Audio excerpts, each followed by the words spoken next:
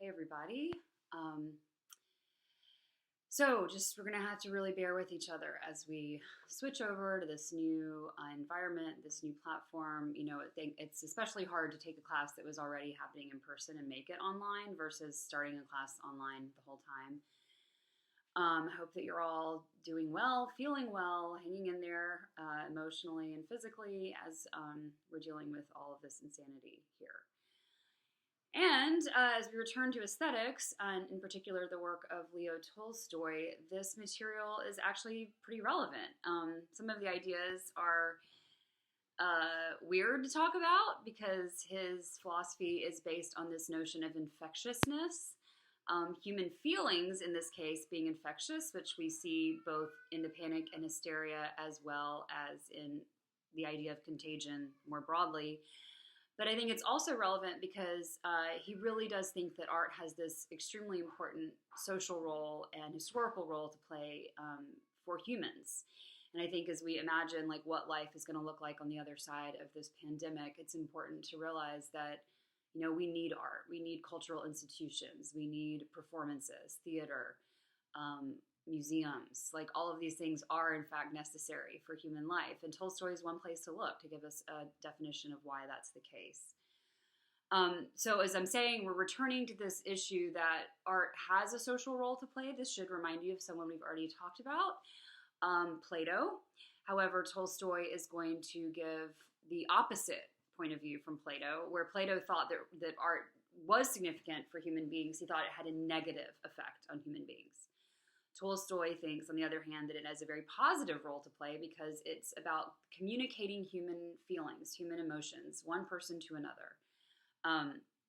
Now, a lot of the language here is based around fraternity, brotherhood. I mean, that is kind of sexist, obviously, but, we can expand that to understand he just means human beings coming together, feeling community with one another, and why that is important.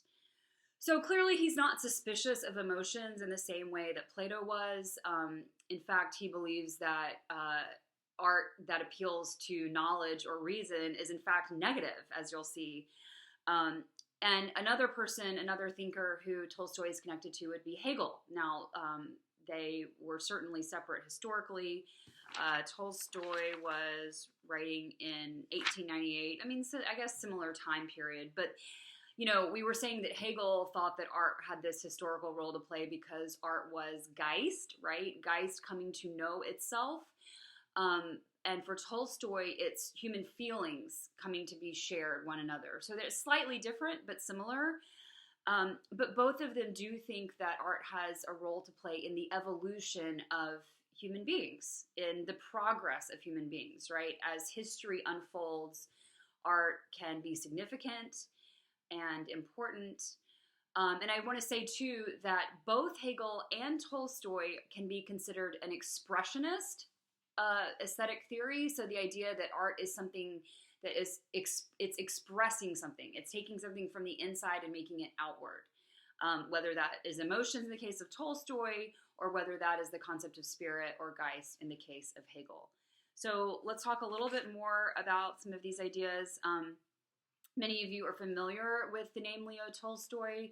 He is a famous Russian novelist. He wrote Anna Karenina, War and Peace. Hey, maybe some things to take up now while you're locked inside. So those were masterpieces of the 19th century. But then when he wrote this little book called What is Art, it was censored. It was very scandalous. It was an outrage. And why was that? It was so scandalous because he condemned many of the masterpieces of that time, including his own novels, in fact. So I'm just going to read a list here of who all he said should be outcasts, who were not considered art. Aeschylus, Sophocles, Euripides, and Aristophanes, these were famous Greek poets. Dante, Shakespeare, Milton, Goethe, Baudelaire, Raphael, Manet, Monet, obviously famous painters, Bach, Beethoven, Wagner. Wagner is the German composer who we said that Nietzsche was kind of obsessed with. Brahms, Rudyard Kipling, and the list goes on and on and on. So many people would consider these artists, these are great masterpieces, right? Like these people created great works of art. But under Tolstoy's version of art, they were not great. And we'll talk a little bit more about why that's the case. So primarily it was because those sorts of masterpieces were pretty highbrow. You know, these things I just named were probably people that you studied in high school, maybe in college. They are maybe considered elitist. They're tribalistic, nationalistic. They support a specific niche view of the world. So for Tolstoy, anything that is going to create a very specific point of view or kind of bring people together in a nationalistic or tribalistic way is not going to be art. Why? Because tribalism means it's us versus them. Creating feelings of brotherhood and community is more about all of us together, right? Regardless of our tribe, regardless of how specific we are, maybe we're elites, maybe we're aristocrats, we should be able to find art that makes us all human beings feel like one. So he does not want any kind of art that encourages the formation of different groups. So then what are we left with? I mean, really, he, in many ways, is operating from a very Judeo-Christian framework. His ideas of brotherhood, universalism, that we're all recognized under the point of view of God, right? We're all equal under the eyes of God. This is a lot of where his feelings or his ideas of equality and union come from. So really, the kind of art that he is going to support is stuff like lullabies. When I was in graduate school, my professor would always talk about Charlie Chaplin. Some of you know, maybe there's somebody else to look up while you're at home. Just sort of slapstick, silly comedy, folk art, art that really appeals to, I mean, this is going to sound negative, but the lowest common denominator. I mean, I don't mean that that's like bad, right? I mean, it's just art that's simple. It's heartwarming. Maybe a Hallmark movie, things that don't separate us, that create feelings of unity, that help us all see that we're in it together, that we have a common bond. But needless to say, the Russian aristocracy was pretty irritated with that definition. And one other thing I just wanted to mention before you explore the notes and look at the student presentations is that how is it that Tolstoy was willing to say in such a strong way that art was vital for human life? Well, he says that we are willing to sacrifice a great deal for it. We hold it in high repute. People throughout history have devoted a lot of resources to supporting the arts and to the endeavors of art. So, the fact that it has this high function is revealed by our devotion to it and what we're willing to sacrifice for it. So I just wanted to note that as the kind of argument for why he says that art really does have this fundamental role to play. So, again, I hope you're all doing well right now.